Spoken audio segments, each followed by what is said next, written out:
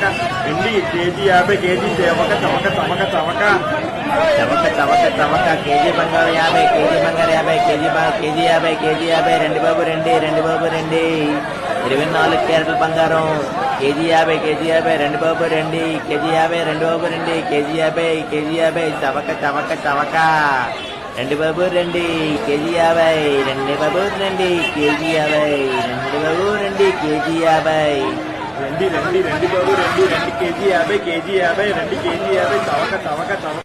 ధనం వల్ల సుఖం వస్తుందని చెప్పాలా. విద్య వల్ల వినయం వస్తుంది, వినయం వల్ల పాత్రత వస్తుంది, పాత్రత వల్ల ధనం వస్తుంది. ధనం వల్ల సుఖం రాదు. చాలా మంది కోటీశ్వరులు సుఖంగా లేరు. మీరు గమనించండి. నువ్వు తినడానికి లేదా, ఎవడు పట్టుకుపోతాడో తెలియదా, కొడుకో కూతురో ఇందులో ఎన్ని కోట్లు పాడు చేస్తారో తెలియదా, వాళ్ళ కోసం నువ్వు సంపాదిస్తావా? ఇంతకంటే ఈయన సంపాదించకుండా ప్రశాంతతకి నిద్రకి ప్రాధాన్యం ఉంటే ఈ ఆరోగ్యం బాగుండేది. ఎందుకు ఉండలేదండి? సంతృప్తి లేని కారణంగా. అందుకని ధనం వల్ల సుఖం రాదు. మన సంస్కృతి ఏం చెబుతుందంటే ధన ధర్మ తతసుఖం.